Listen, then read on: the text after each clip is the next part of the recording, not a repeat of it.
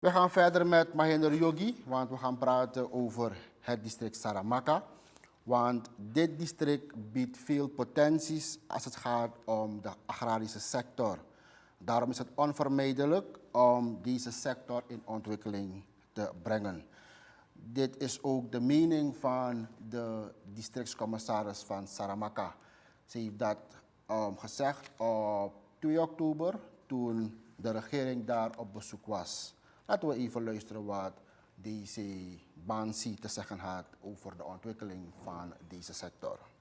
We hebben tot nu toe nagelaten om deze potenties tot ontwikkeling te brengen. Samen met onze buur, het district Koroni, die ook over enorme potenties beschikt voor de agrarische ontwikkeling, om zo de basis te leggen en uit te groeien tot de voedselschuur van het Caribisch gebied, met een eigen vliegveld dichtbij Koppenamepunt voor vrachttransport naar de Caribische landen. Het niet benutten van deze potenties om de landbouw, CQ tuinbouw op moderne en aan de tijd gepaste wijze te doen uitoefenen, heeft ertoe geleid dat jongeren in dit district de landbouw de rug hebben toegekeerd.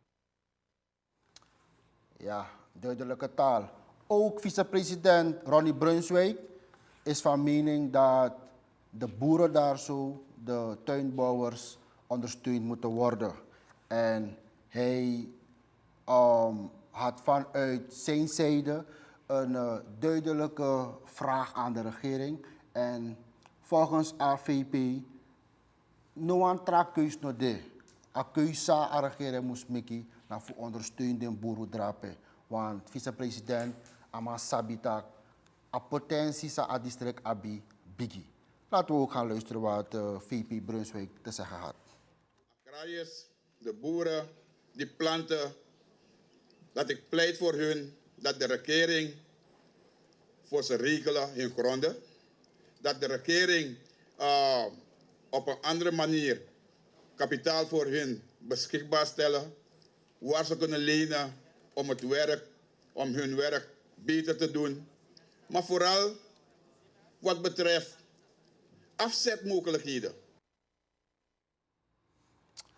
Meneer Mahinder Yogi, we gaan verder praten over dit onderwerp. Waarom werd de nadruk gelegd op de verdere ontwikkeling van deze sector tijdens het bezoek van de regering? Laat mij u aangeven dat de agrarische sector een sector is die erg duurzaam is bij een duurzame ontwikkeling, hernieuwbaar is en dat lange dagen ons kan helpen als land. En het is een sector die wij zien dat zich ontwikkelt vanaf de periode van de plantage-economie. Het is een sector die wereldwijd een enorme bijdrage levert en een grote noodzaak is. En wanneer we kijken naar het district Saramaka, dan zien we dat Saramaka niet ver ligt van Paramaribo, er redelijk infrastructuur aanwezig is en dat er nog een aantal voorzieningen getroffen moeten worden, willen wij komen tot een punt waar de agrariër het maximale rendement uit de sector kan halen voor het land en voor die samenleving. Ja. De agrarische sector biedt mogelijkheden. Ja, even geduld mensen. De agrarische sector biedt mogelijkheden voor het land. En we praten over Saramaka, maar laten we de sector ruimer nemen. Ja. Wat hebben we nodig voor een goede agrarische sector? We hebben zonlicht nodig, dat hebben we in overvloed. We hebben zoet water nodig, dat hebben we in overvloed.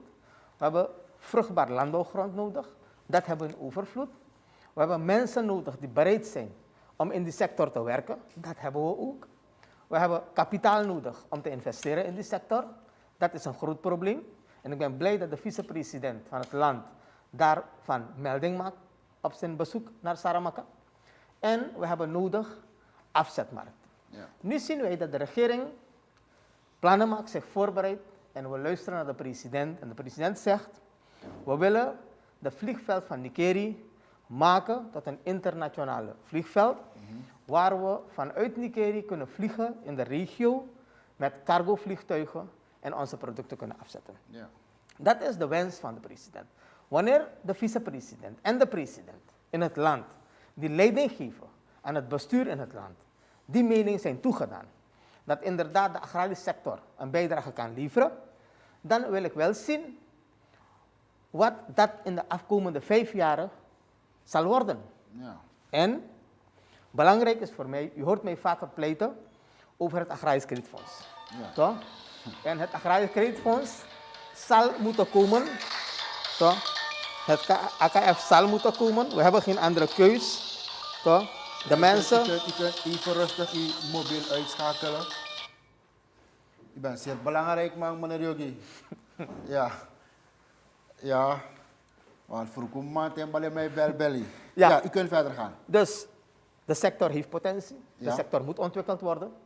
We zitten met dreiging, klimaatsdreiging in de Ja. wereld. Dat betekent dat je verzilting gaat krijgen van landbouwgrond. Dat we minder landbouwgrond gaan hebben.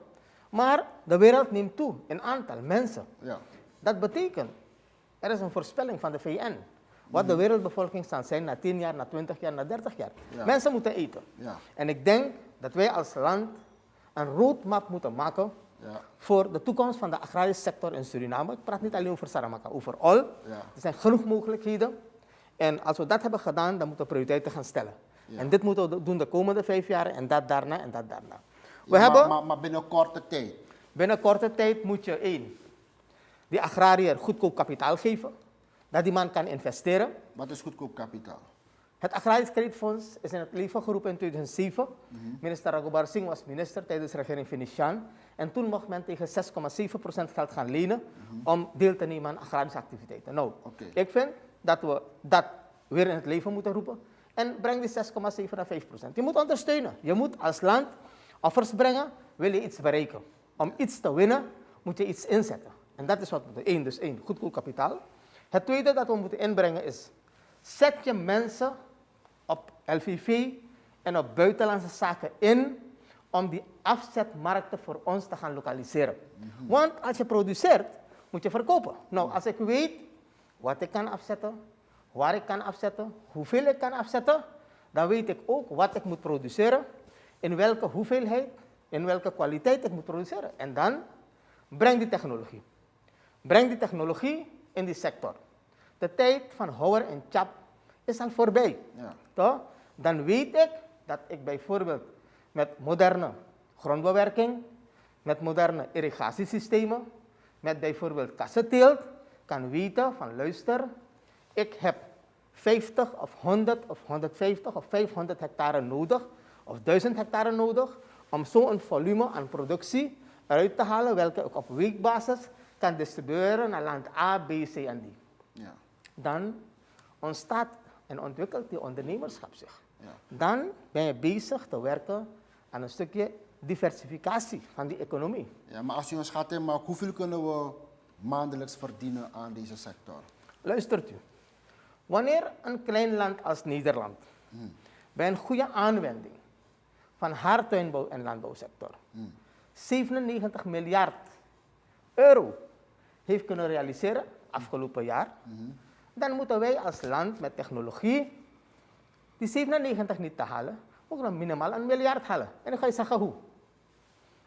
We hebben nu, we weten rijst te planten in dit land. Ja. We hebben 25.000 hectare die we inzaaien. Er is nog 50.000 hectare, 25.000 hectare, dat werd ingezaaid, nu verwaarloosd is. Upgraden, dat moet je binnen een jaar kunnen doen. Dan heb je een areaal van 50.000 hectare die je inzaait. In het traject van nu tot 5 jaar, 3 jaar, 4 jaar, moet je nog 50.000 hectare in bedrijf nemen, bruto verkavelen, aan de mensen geven, pompen installeren, waterhuishouding regelen. Geef die man die goedkope kredieten, laat ze gaan ontwikkelen. Dan moet je binnen de komende 5 jaar 100.000 hectare hebben ontwikkeld. Ja. Dat betekent 2 seizoenen, 200.000 hectare. En als je dan $1,500 per hectare kan verdienen, rekent u maar uit. Ja. 200.000 hectare maal $1,500.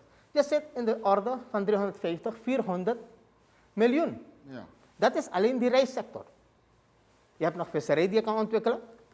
En je hebt die tuinbouwsector. Dus je kan in die komende 5 jaren die sector brengen naar een niveau waar we 1 miljard kunnen verdienen. Ja, Maar er je zijn moet, twee zaken. Ja, maar ik hoor de DC zeggen, de jongeren in het district zijn niet meer geïnteresseerd in de landbouwsector. niet alleen in het district. Ja. Het is een landelijk fenomeen. Oké. Gaat u kijken naar de Universiteit van Suriname. Hoeveel mensen studeren aan de richting agrarische productie? Heel weinig. Juristen, een batterij. Economen, een batterij. Maar ga kijken hoeveel mensen willen studeren als agro-econoom, als dit, als dat. Heel weinig. Waarom? Er is geen interesse. Dus je zou op meerdere sporen moeten werken. Je zou, als je die technologie brengt in die landbouw, ik heb u al gezegd, we zitten niet meer in de tijdperk van Schopenhauer. Wanneer u 1000 vierkante meter kas met een computer kan bedienen in Europa, of in Amerika, of in Mexico, of in Brazilië, moet je dat ook kunnen doen in Suriname. Als we dat kunnen, dan zijn die jongeren wel geïnteresseerd, ja.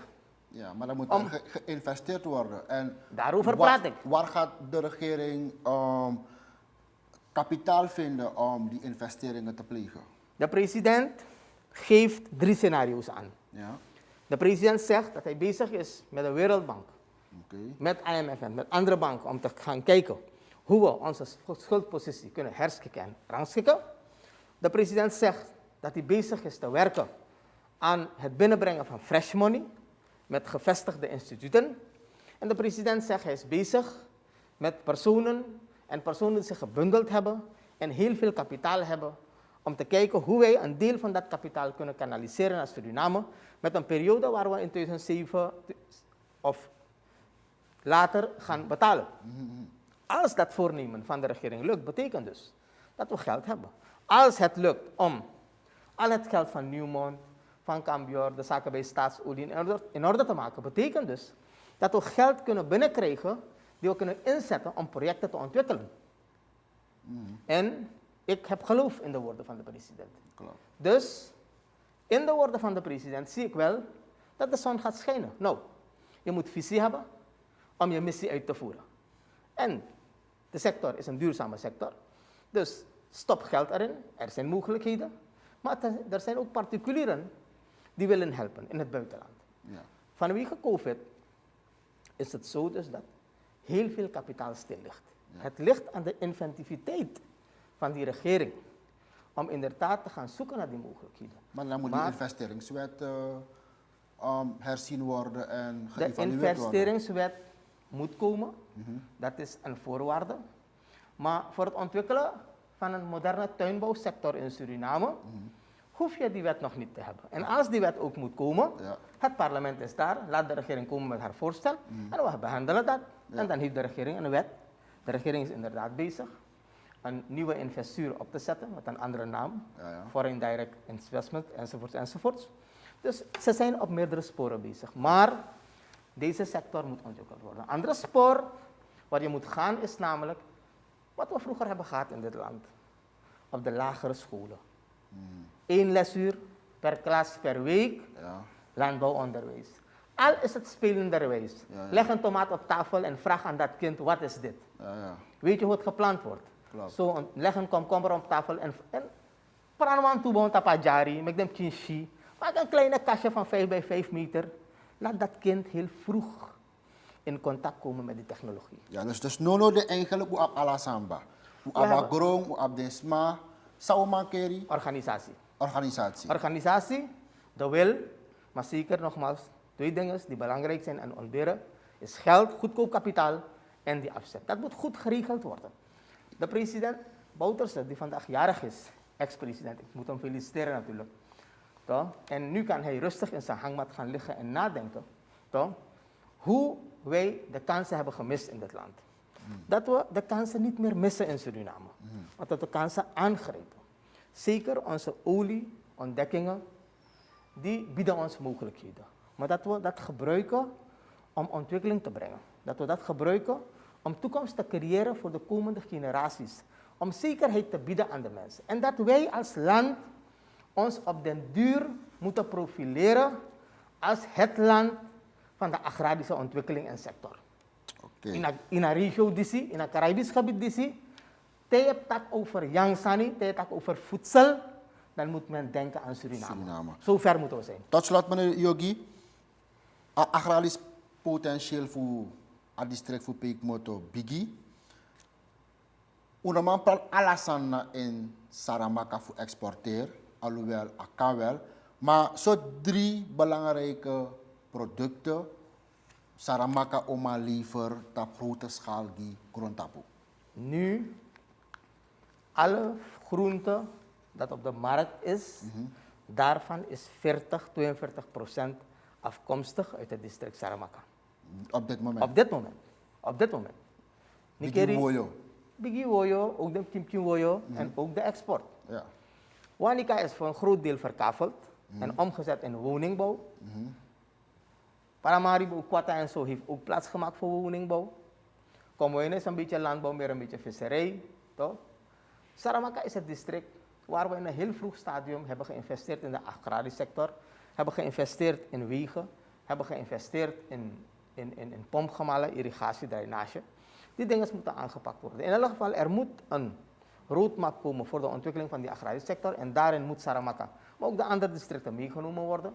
We kunnen fruit leveren, sowieso. Ik persoonlijk ben bezig met een krontenproject en ik ga ongeveer een 2000 hectare kokos planten. Want ik ga niet zitten wachten op niemand. Ja. En ik heb al nu een aanplant van bijna 5000. Dan ik ga niet wachten op niemand. Ik ga werken en ik ga doen en mijn soorten wat ik kan. En als mensen zo initiatieven beginnen te nemen, gaan we een bepaalde ontwikkeling krijgen in het land. Toch? Okay. Dus groente en fruit kunnen wij leveren. Ja. Alle soorten groente en fruit kunnen we leveren. Ja. Als je 500 serieuze boeren hebt in dit land, toch? Die modern, met equipment uitgerust landbouw kunnen doen, dan denk ik dat de markt verzadigd raakt.